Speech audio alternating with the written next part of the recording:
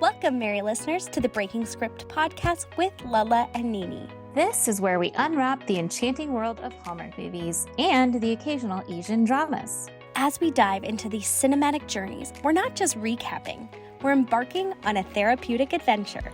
Think of it as our cinematic self-care session. And no, we're not just casual spectators.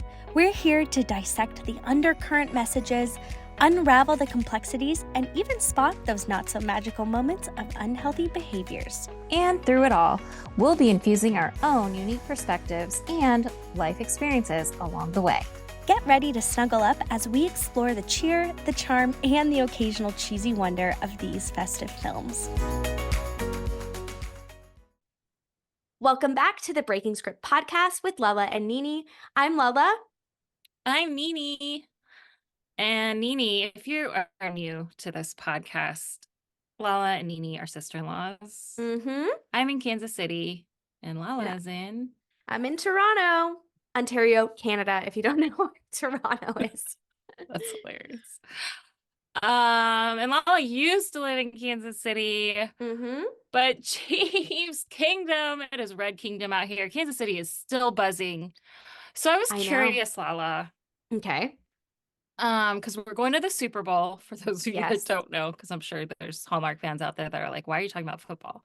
Because it's a big deal. Because if you haven't yet seen the Tyler Hynes and Janel Parrish faux trailer for, oh my gosh, I can't even remember what they named it, but they filmed it at Chiefs Stadium. No, Arrowhead. really? Wow. Yes, they were here. Didn't you see that one where they were with the Kelce Wolf, who I've met before, by the way? Great guy. No. They filmed it in Swope Park. Really? No. Yes, they filmed it here in Kansas City, and that store is here in Kansas City. So all these Hallmark fans know all this, are getting like all kinds of Chiefs they're wanting. They made a Mahomes number 15 jersey, but it says Hynes. And so there's this push to produce Mahomes 15 jersey with the names Hynes on it. Oh, that's funny. That's really funny. So I love that my worlds are converging. Yeah. It's actually so crazy. Even early this morning, I was like doing a little online shopping, and I saw that Abercrombie had a really cute Chiefs sweatshirt.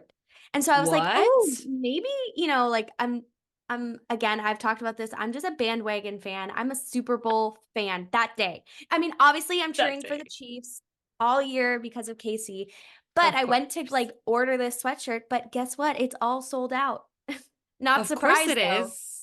Yeah. It's the Swifties. I'm telling you. I know. That's the effect. It's the Swifties. It's Hallmark. Like everyone is on the Chiefs bandwagon this year. Apparently not everyone, but everyone in my world. Because, was it viral up there in Canada and the great land of Canada? Because not this last playoff game, not this last Sunday, but the one against the Bills, Travis Kelce's brother Jason was shirtless. Like he jumped out of their suite, like because Travis made a touchdown. Yeah. And so apparently it's not viral up there because there's literally cookie cakes everywhere with the image of Jason Kelce shirtless. I was curious, is this just like in the Midwest states or like on the West Coast? Do you have cookie cakes of Jason Kelce? Okay. I have to give this disclaimer that one, I don't really go on social media aside from YouTube. And two, I was fasting all social medias for January. Like, so I think I missed out on a lot of things this past month. There's quite a lot. There is, and I had no idea. But my media fast is over, so maybe I'll have to check that out. Well, I mean, literally, so at our Union Station, downtown, they always have a Chiefs, because we've won 2 Super Bowls. So there's always like a Chiefs display where you can go take pictures. And so they literally have a cutout of Jason, like immediately, like that's hilarious. I don't know, it was like the next day they had a cutout of Jason shirtless that you could go take a picture with. So it's everywhere. So I'm like in these like Casey restaurant Facebook groups, and people were like, does anybody make a cake of Jason Kelce instead of the cookie cake. Like it's crazy. Crazy. Okay. Enough Chiefs talk. I know you guys want to get today's episode hanging by a moment. But can I just say, even Drew Barrymore is a The Way Home fan. What? Yes. She is? Yes. Oh, She I'm had, which so I feel like glad. we are picking up here. I'm like in a couple of The Way Home groups and they are blowing up. Like so many people added every day. Yeah, she had Andie MacDowell, so they've done a movie together, on her show. And so she was just talking and raving about The Way Home. And as she was talking, I had this aha moment. You ready for this? What? The reason I love The Way Home so much, well, first of all, it symbolizes the progress of my nervous system. Because can we just, episode 1 was, whew, for that nervous system, I would have been like, I don't know if I can watch the second one. It slowed way down, wouldn't you say? I feel like it slowed way down. We'll get to that in the ratings. Yes. For the second one, but still so good. Okay, but my aha moment is The Way Home is about 3 generations of women. There's a single mom's story. It's basically Gilmore Girls on steroids. It is Gilmore Girls 2.0. Oh my gosh. Pat and Alice are Lorelai and Rory 2.0 because they're truly the same age besties. And now in this season, you're seeing that relationship develop between mom and daughter since Elliott was out of the picture for a little bit-ish. Okay, we'll get to that in Emily Gilmore Home Sweet Home. is Dell. That's what I'm saying. Wow. Great But you're connection. I seeing, like, never put that together. It's my subconscious. It's like, yes, we love this. Okay. Let's dive into it. This is the part of our episode where we give you an audio spa summary read off of the Hallmark Channel's website of The Way Home episodes. And I had this brilliant aha moment and realized if actually watching the episodes are too much for your nervous system, listening to this audio summary and our review and our breaking script is the perfect way to keep up. So in this episode, Dell considers the future of the Landry farm in the present, Kat searches for answers through the past, and Alice tries to make peace with Elliott and both. This is Season 2, Episode 2 of The Way Home, Hanging by a Moment. In the year 2000, Alice resurfaces from the pond in a panic, desperately screaming for Kat. Teen Elliott sees her and she tells him she shouldn't be there. She dives back in and returns to the present. There is still no Kat in sight. Alice runs to Elliott's house to tell him the pond separated her from Kat. Elliott assures her Kat will be fine. Meanwhile, in the year 1814, a man carries Kat's limp body through the woods. In 2024, outside the Landry farmhouse, Dell is sifting dirt through her fingers. Colton appears and tells her the Landry soil is good and it will be a good year. At Teen Elliott's, Alice is still concerned about her mom. At Elliott's, in present day, in 2024, Alice is still concerned about her mom and seeking help. She shares the new theory about Jacob with Elliott, and adult Elliott is confused as to why Kat didn't share it with him herself. Alice suggests it's because he abandoned them. She realizes she no longer wants Elliott's help and will find Kat on her own. In 1814, 2 shadowy figures, a man and a woman, talk over Kat's body as she lies on a cot. Fighting a fever, they actually say she's septic, and delirium from a bullet wound. When they leave the room, Kat sits up trying to focus. She calls for Alice and tries to escape, but ends up fainting in this general store. Back in the present, in the Landry kitchen, Alice covers for her mom and tells Dell that Kat had to leave town. Dell wonders if Alice is excited for her summer trip to Minneapolis. Alice shares that she's stressed. Brady calls Alice, excited about her trip, and Alice pretends to be excited too. When Brady asks for Kat, Alice truthfully tells him she doesn't know where she is. Back in 1814, Kat tosses and turns on the cot while a woman nurses her with cold cloths. A man enters the room and tells the woman to keep a better eye on Kat. A weak Kat calls out for Alice again. In 2024, Dell is confused that Kat has been away for a while. Alice covers for her mom again. Dell sits in Elliott's living room enjoying tea. She wants to turn the farm property that she's been leasing into a communal farm. She wants Elliott's help on a business proposal to the town council, and he agrees. Elliott tells her he visited his dad in Mexico and not much has changed with him. Alice exits the pond in year 2000. She visits teen Elliott for comfort, yet she's met with horror. He doesn't want to see her and asks her to leave. He expresses that since she's arrived, his world crumbled. Jacob went missing, Colton died, and Kat even moved. He has no one. She runs back to the pond, but it rejects her. She can't go back. Later, teen Elliott finds Alice at the cove. He apologizes, and they say their final goodbyes, and Alice just apologizes in return. In 1814, Kat pops up from her cot in a panic. She realizes she's feeling better and is determined now to get Alice. She bolts and takes off outside. Nearby, a sign reads, "The Point, General Store, 1795. A man named Cyrus Goodwin tries to stop Kat, only for a woman to rescue her on her horse. They gallop away. As the woman lets Kat off her horse in the woods, they are both cautious. Kat learns that this mysterious woman who cared for her and gave her a ride is Susanna Augustine, Elliott's ancestor. Kat still has Alice on her mind and asks Susanna if she's seen a second person with her. Susanna tells her she wasn't at the scene when she was shot. Thomas was, and he mistook Kat for a deer. Susanna takes Kat to the pond and tells her it would be better if she was disguised as a man. Traveling alone during the war isn't smart. Kat realizes she's in 1814. In addition to calling for Alice while recovering from the wound, Susanna reminds Kat that she was also calling for Jacob. Susanna gets defensive, demanding to know what Kat wanted with him. Kat realizes Susanna has Jacob with her now, but doesn't reveal that she's his sister from the future. Susanna tells Kat he is on the Landry farm with his family and he is happy. After Kat learns that he's doing well, she is emotional and takes off. In the present, Alice and Kat resurface together from the pond and tearfully reunite. Alice learns that Kat knows where Jacob is. Back at the farm, Kat tells Dell not to be angry. She also shares that she's going to the Lingermore estate sale with Alice.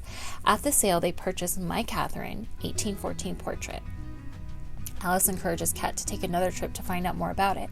Elliott walks in and Kat lies to him about where she was. When he walks out, Alice tells Kat that she had to share the secret that she time traveled with Elliott because she was in a panic. Kat notices a pistol on the desk and purchases it.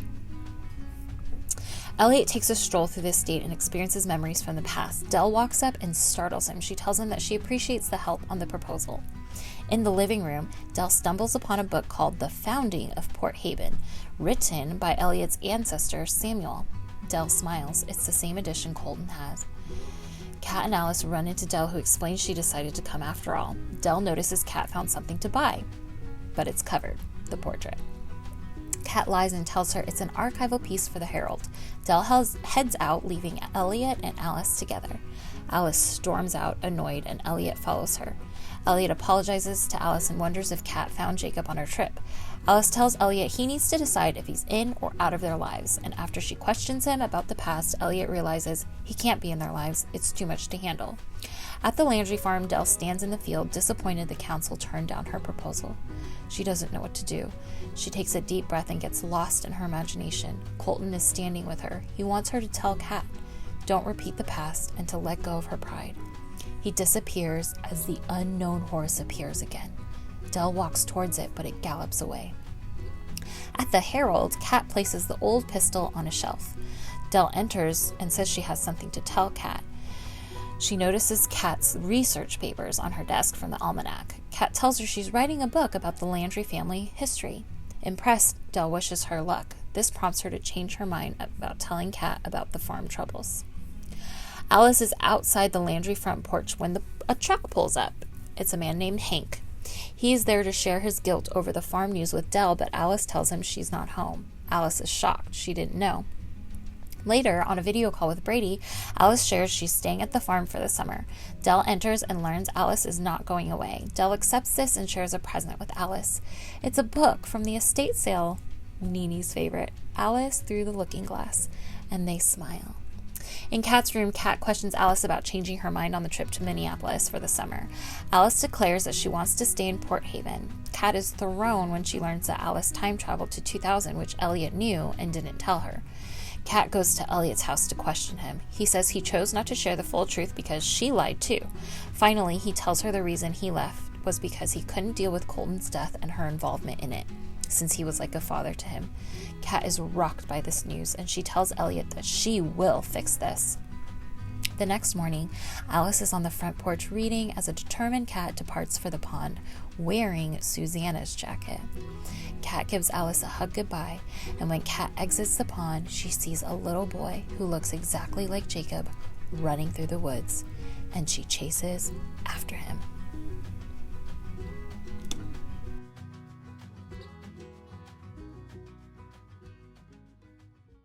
Now is a part of our episode where we give episode 2 a rating out of 10 bobas.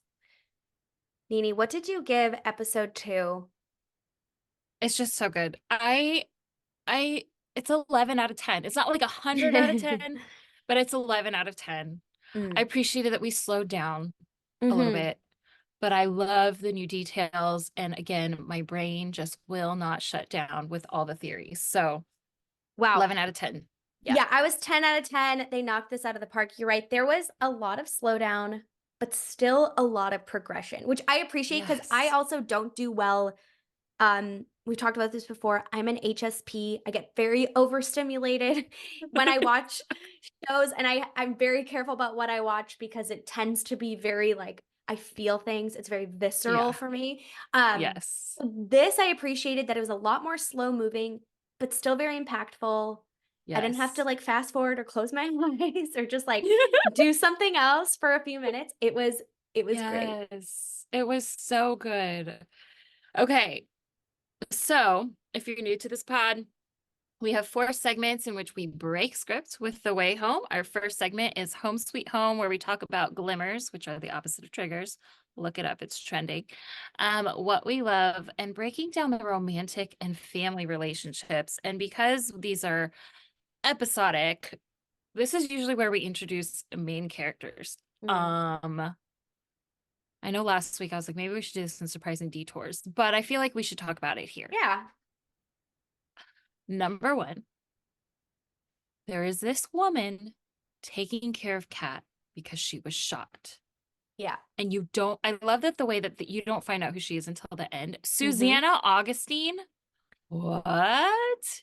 So we have a Susanna Augustine who rescues Kat. Okay. Cyrus Goodwin. Yep. That we know is of the Goodwin family who found it. He talks like he owns the town as Kat's running through. He catches her by the arm and she's being chased by, that man's name is Thomas, right? And I watched it a couple times, but is that Thomas Landry? Oh. Right, guys? I don't know. I'll put that in the poll. I couldn't figure out. I feel like I picked up he was a Landry, but I wasn't sure. But he's the one that shot Kat. So those are I would say, our 3 most important main characters. There's others probably mentioned here and there, but those are most important that we need to know. Let's dive into the glimmers. What did you love the most about this episode, Lala? Okay.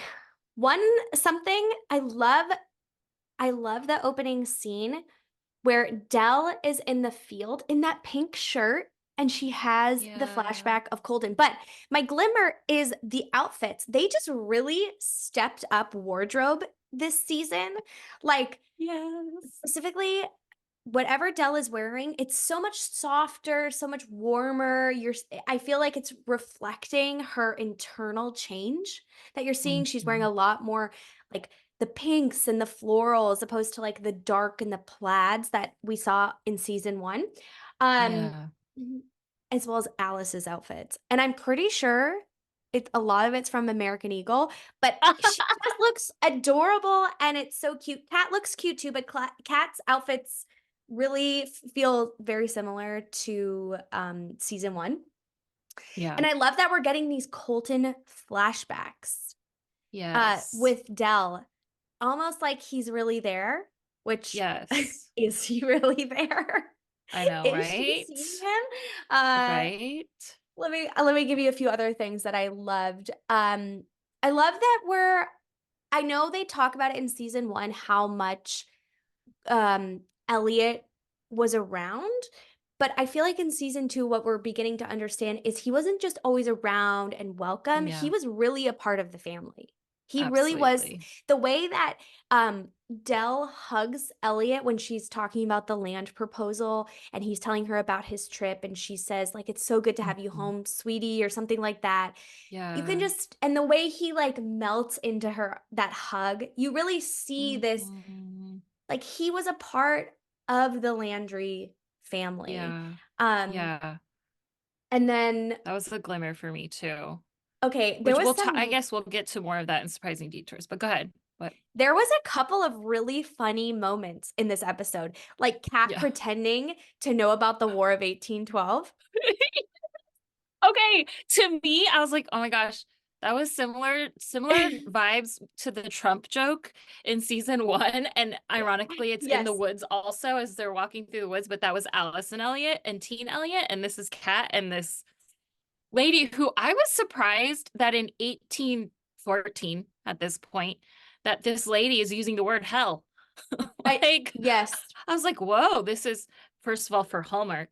And that's very rare for Hallmark. And number two, the fact that in the 1800s, I feel like, granted, she's also wearing pants. So maybe she's a street girl, as my mom would say it. Listen to the last episode. There was also But one other funny part that happened pretty much right after that scene that was just so yeah, funny. When Kat and Alice reemerge from the pond together yeah, and they're hugging and Alice kind of squeezes Kat's arm and she's like, ow. And then she's like, what's wrong? And she's like, oh, it's okay. I just got shot. Like, yeah. it was so They off just the passed. cuff. Like, don't worry. I The just got shot. timing is so It good. was. I I know. laughed. And Well, and it was so so good. funny. Yeah. So good, so Okay, good. We love those it. were my glimmers. I just gave you them all. Well, it's similar for me. I just love how much that they're further developing characters, like giving us more depth. They Mhm. slowed down the pace, but they gave us more depth. And so Yes. I just absolutely loved that. Little glimmer here. There was a little bit of AAPI representation here when Brady, I don't think he's ever called Alice Beta before, which is in Mm. means daughter. Like if you haven't seen Miss Marvel on Disney Plus, I highly recommend. I Mm. watched it with my son and we loved it. Um, but I that like caught me off guard. I was like, wow, okay. So then we have this AAPI representation, and I'm kind of combining like theories of the way we see it with glimmers here. But I loved when you described Elle's relationship with Dell. I realized, I think through that we saw like he really saw Colton as his father. And obviously through that conversation with Dell, right? Like we see how Kat left. Like we see in this episode that when Alice returned, like Kat had left. Elle still sees Dell and Colton as like a father-mother Yeah. figure. And so this is just a little like how Nini's brain works and had a little chuckle. And I was like, oh my gosh, his father's name is Victor and he's in Mexico. Is Elliott's dad a cholo? If you don't know what a cholo is that a term that Canadians know? No. Okay. I'm from But LA. his name is Augustine. So it wouldn't be, right? Because your last name is passed down through your father. Oh, And there was an well, okay, Augustine. okay, okay, okay, okay, okay, okay, okay. Unless he Here's the took thing. his mother's name or his wife's name, sorry. Well, see, that's why I have theories. Okay, a cholo is a young man belonging to a Mexican American urban subculture associated with street kings. Hmm. You're welcome. Um, and cholos call white people gringos. Um, is here okay. Let's return to that in the way we see it because I have so many theories. Okay. But I just love so much. I think we kind of missed talking about this a little bit last week. About how Dell was reaching out to Kat. Like Hmm. she wanted Kat to let her in, but she articulated it so well. Like, hey, I don't want to meddle, but the reason why I'm bringing up that conversation with Elliott is because I want you to let me in. And I feel like Mm. for me, I was like, oh, this is so cathartic because we're only in Yeah. season 2, episode 1. And with like Lorelai and Emily Gilmore, we don't see them like their relationship changing until like, I don't know, season 3, 4, 5, 6. Like, it takes forever, right? It's still so intense, but we see them like softer and turning towards one another so soon. That's what I love about this family relationship. I don't think we need to talk about Brady's romantic relationship. It really irked me. So One let's other thing. Sorry, oh, go one for thing it. I forgot to mention about the relationships is I love that Alice is staying for Dell and not going to Oh, be with I her missed that dad. too. Thank you. I mean, honestly, like, who wants to stay a whole summer with Brady? But I get it's her dad. But I just love that she said she didn't want Dell to be alone going through, because she Yes. knows what Dell is going through. And again, you're seeing this relationship, like, again, the Lorelai, Rory, Emily Gilmore situation happening where Totally. they're coming around. So it's beautiful to see. Okay, Well, let's go. yes, that she's maturing so much. Anyways, okay, we'll talk more. Surprising Detours is our second segment of Breaking Script, where we talk about surprises for the way home, because there's so many of them, Yes. and unhealthy behaviors or coping mechanisms. Sometimes in this segment, and we do this in our Hallmark reviews also, is where the Oma Nardar comes out. That's the narcissistic radar. I'm going to circle back to that in this segment because we talk about certain narcissistic traits or behaviors, but we always start with surprises. So let's do that first. Alice travels back to the 90s twice, and it's in Elliott's notebook. I know, which means he lied to Kat. And Alice. It's crazy. Yeah, and Alice, you're right. And I was so right. I mean, Gilmore Girls level cult following. There's screenshots of Elliott's notebook left, right. Oh, I but paused, you can't read. and you can't read it. I tried. No, it's so blurry. You only read like Yeah. the beginning. But I will say, and this is where the Oma Nardar kind of makes a tiny little bit of an appearance. Elliott's behavior triggered me a little bit. I could see some narcissistic traits sometimes. And if you're new here, Nini is in process of doing a coaching certification. I actually just finished the narcissist abuse specialist section. And I have this, my perspective is that there's kind of like this unhealthy level of how much the term is used nowadays. Like there's a misunderstanding of narcissist traits, narcissistic personality disorder. And it's hard because in the DSM, when you go read it, it's not necessarily helpful, because just because a person doesn't have 5 out of 9 traits doesn't mean that the behavior isn't abusive. And so I like to look at it, and what I've learning through my coaching certification is looking at it as trauma responses so that you can understand why the behavior is there. But just because you can explain it doesn't mean you can excuse it. And so the reason I'm telling you all this is because sometimes in a covert narcissist, and a lot of them, you'll see this titrating between different. It's almost like at first you're like, are these like different personalities, or is this just like extreme mood swings? And I'm not calling Elliott a narcissist here. I'm just saying his change of behavior, it almost seems like a personality change. Does it not? From how he was at the beginning of season 1 to now, yes. But in my mind, like, he's also reliving the trauma. So like when Alice goes back to the 2000, what kind of, to me, what I was thinking of is like, he must have had a pretty terrible life. Like he must have a bad relation. He's got an absent father. So I think for him, there was only joy with the Landry family, and he felt like that was taken from him. And so he's very angry. And I mean, sure, he is a victim in it, but I mean, like, he plays the victim, like, even in the future. But Totally. my thinking is I understand that from a child's perspective of like feeling like your family, like everything has been ripped from you, and the anger. The problem is like when he's an adult, Alice and Kat is almost like triggering that. And when you've never processed that or healed from that, it's undealt with trauma. It's reemerging in 100%. adult. Yeah. That's you know? exactly, I mean, that's exactly what happens during trauma, is that you're stuck emotionally at the age where that trauma happened. Exactly. Yeah. So it makes sense because that's exactly what's emerging. And I kind of cheated just a little bit.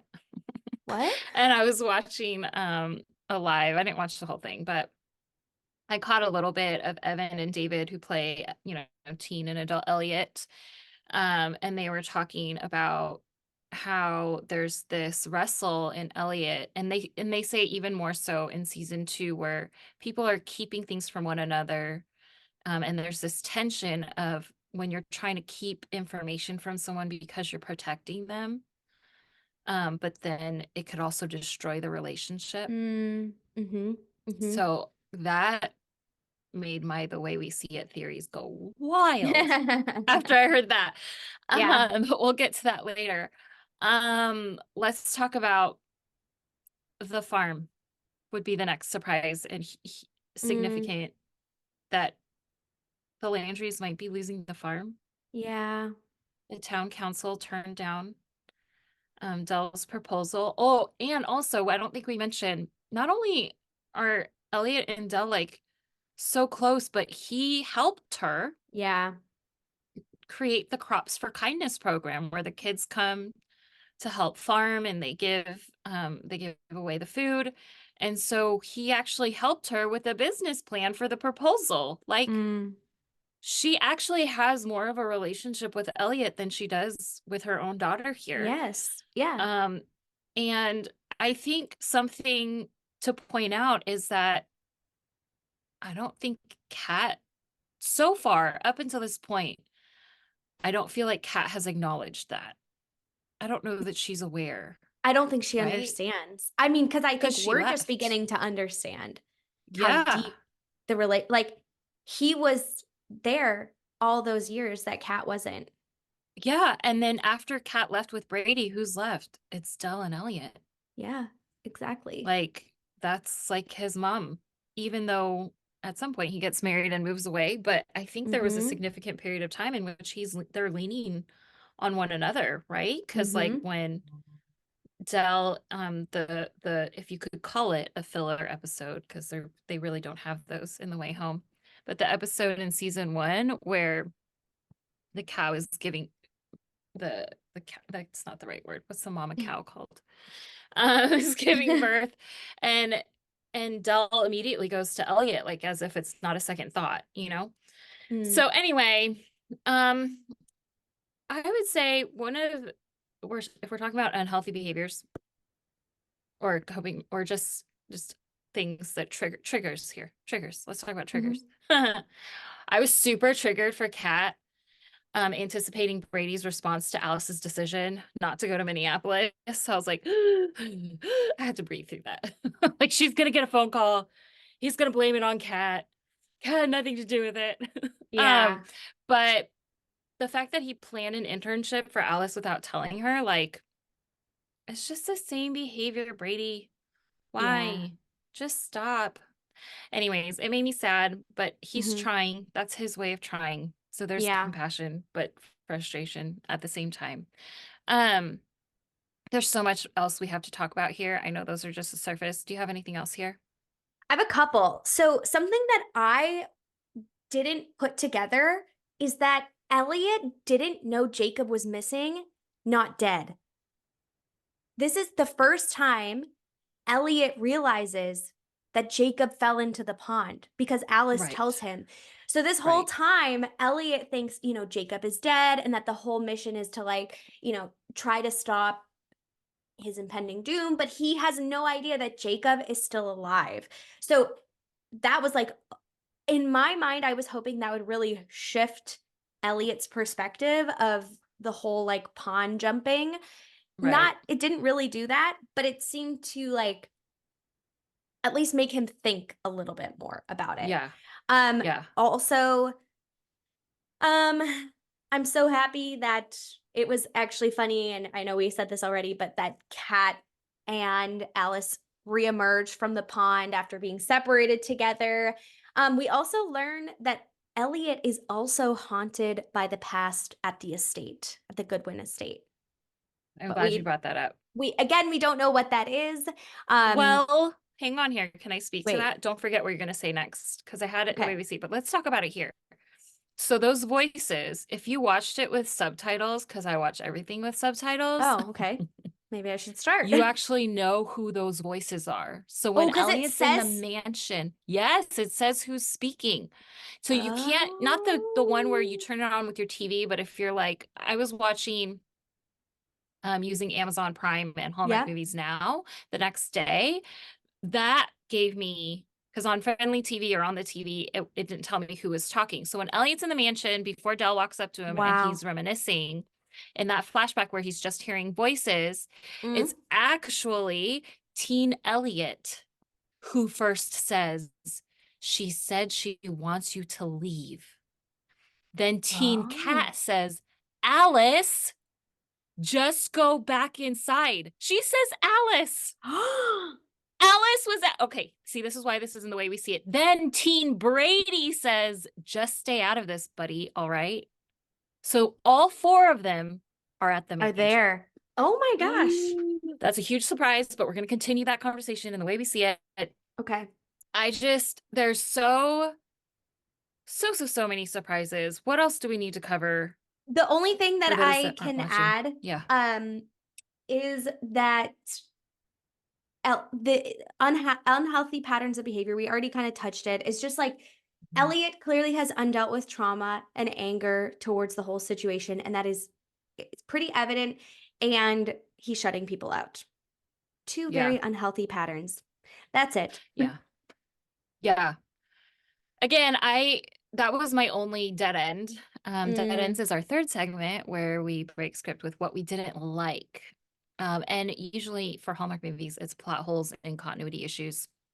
We don't find a lot of those in The Way Home, but that was the only thing I didn't like, was just how mean and not present and so lacking of empathy Elliott seemed to be. But if you kind of look at it, it's kind of a two-way street, right? Because Kat's kind of doing the same thing. Yeah. They're doing it to one another. Because they're just so focused on, and sometimes that has to happen. Sometimes you have to focus on your own healing first before you can see someone else.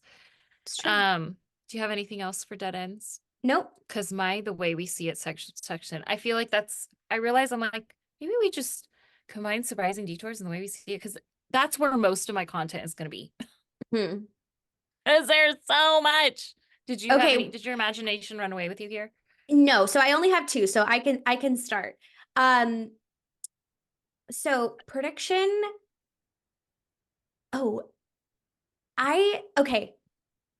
Silas Augustine is no, Goodwin. Oh gosh, my It's all good. My prediction then has fallen flat. Okay, never mind of that one. So I have one. Okay. And it's not even a prediction. Oh my gosh. It is more of an observation. Okay. It's good. This is important because we need observations in order to have theories. So okay. So when my thinking was when Kat woke up with the gunshot wound, that she was gonna be there for a long time. Like, I did not think she was gonna get to the pond. So I started thinking about that opening scene in scene 1 where she's running through the forest, and I remembered her hair was so long.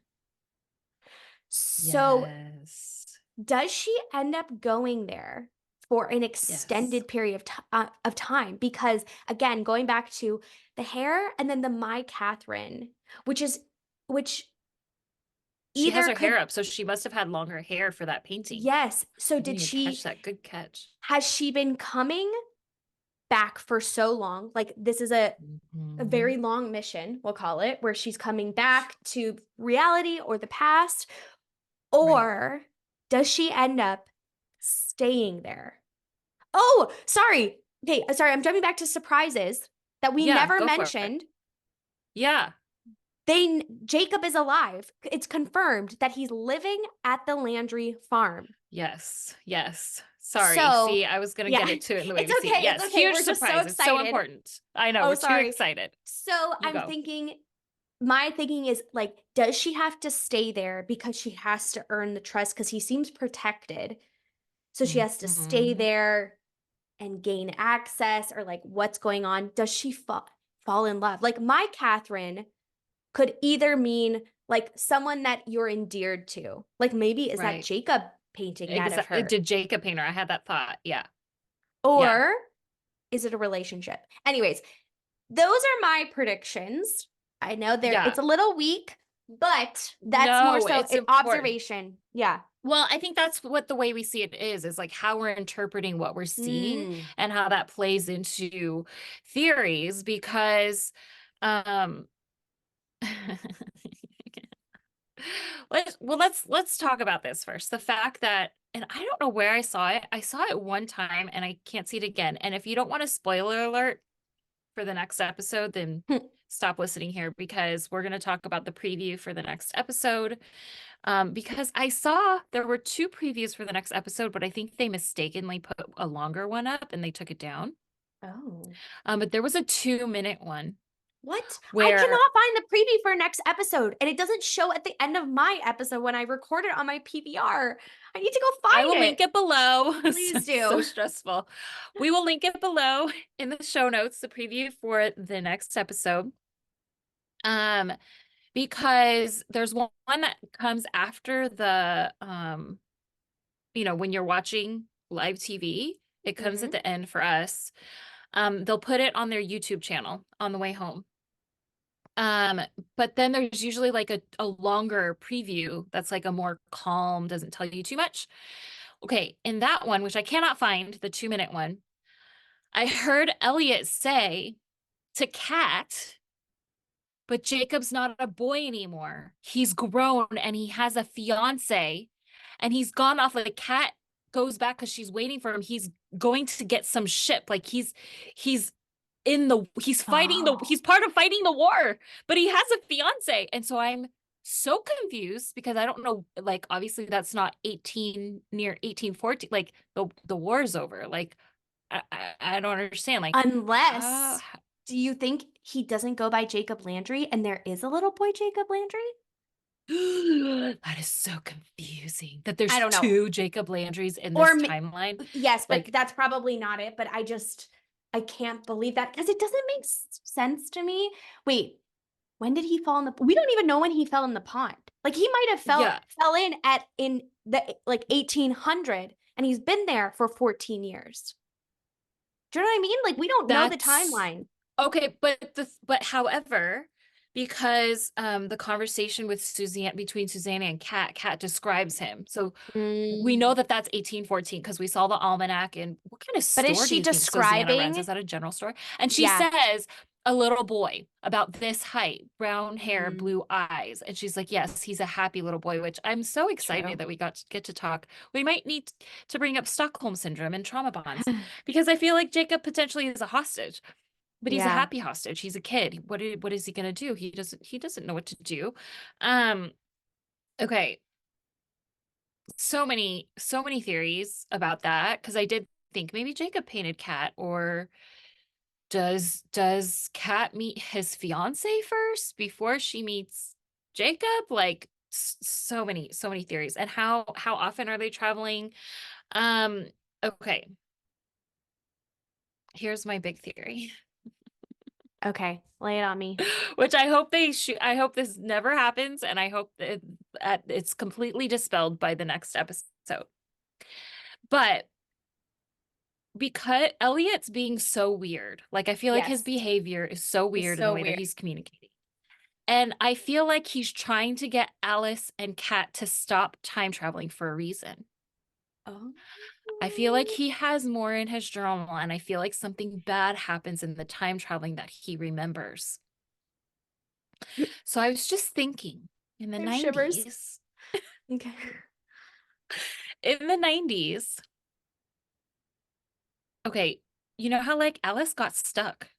She got stuck in the 90s because Yes. Elliott yelled at her and says, I hate you. You ruined my life. Like his life fell apart after Alice started time traveling, right? He Yes, and lost she's his whole jumping in. family, Mhm. who he considers his family. It was happy before that. He's never been happy since. And Alice, Mhm. I love that they bond over like their last happy memories were the same happy memories.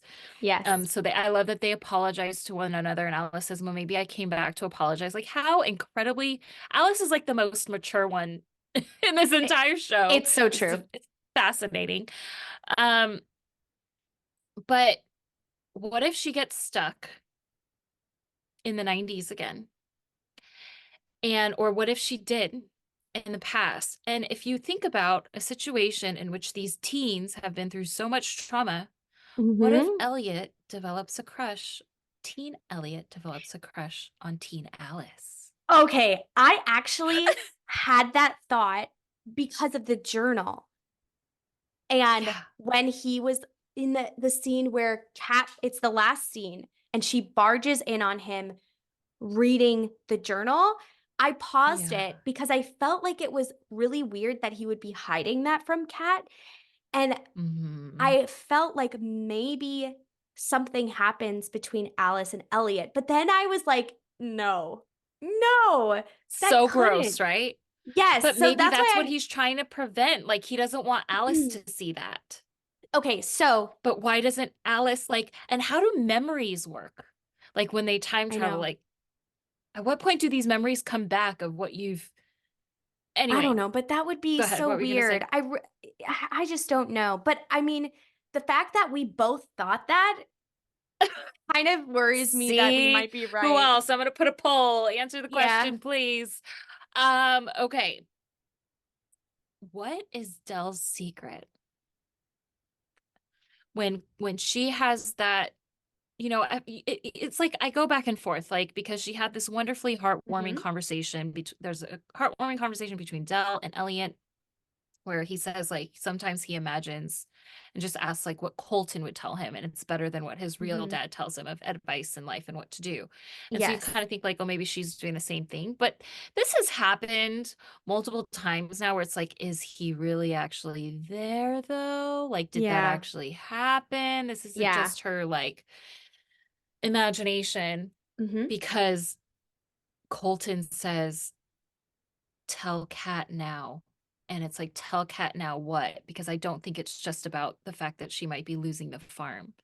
Because if it was just about that, why did Del stop?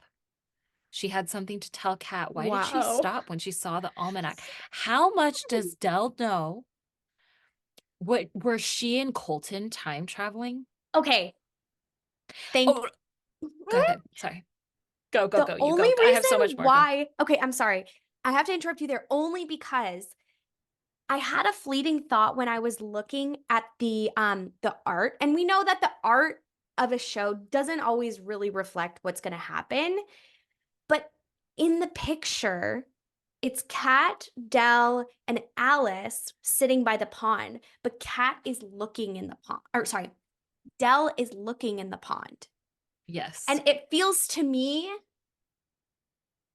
I don't know, is that them trying to, like, give us an Easter egg that she starts time traveling? Or she knows. Anyways, I know that's a very far-fetched thought. I think, here's what I think. I think that the Lincolnmore estate family, the Goodwin family who founded, there's like the status, like they are the wealthy family.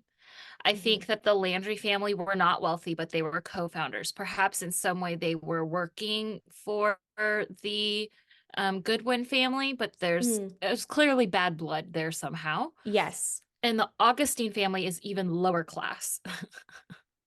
Yes, I feel the same. So that's why I'm like, maybe the Augustine family were immigrants somehow, and you know, anyways, if you look in history, right? Like they could have been a less than class. So it kind of feels like there's that pattern, you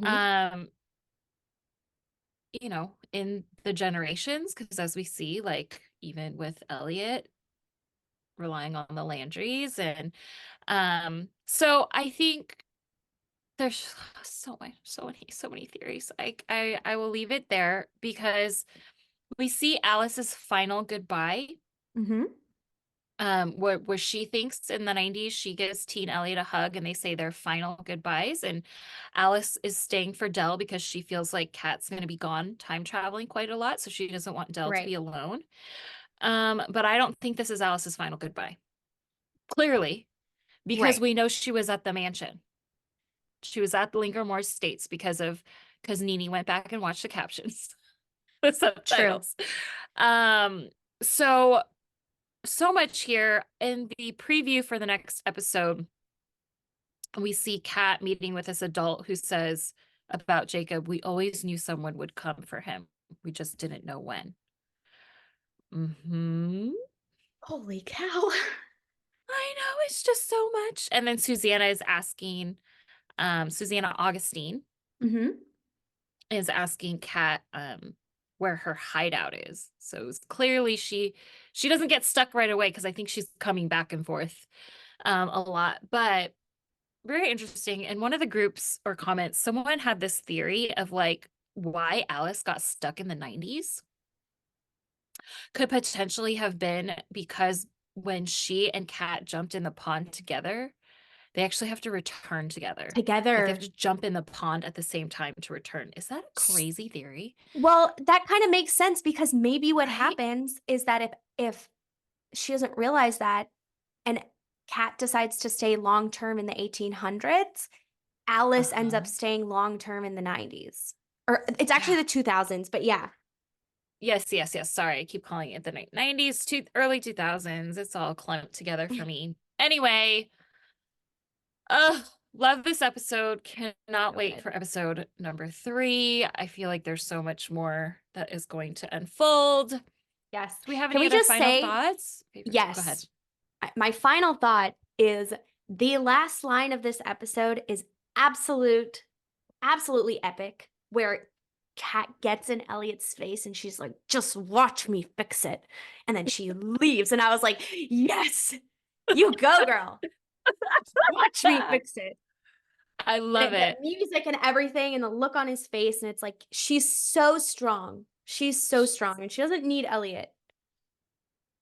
And I love that. I love that they're, even though he keeps saying like, here I am again. I'm right back where I was 7 months ago. And they're like, no, we don't need you. And the way that they're relying on one another. Yes. And like, you see that bond forming as mother and daughter, they're relating more like they did as teens. Like, it brings me so much joy.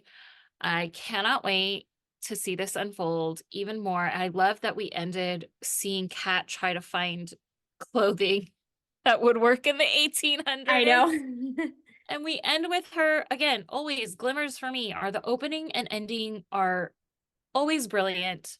We end with her actually seeing Jacob run through the woods again, and she's chasing him in the 1800s. If that's Jacob. Oh, what did I say? No, I said, if that's Jacob. That's what my thinking. I didn't think that was Jacob for some reason.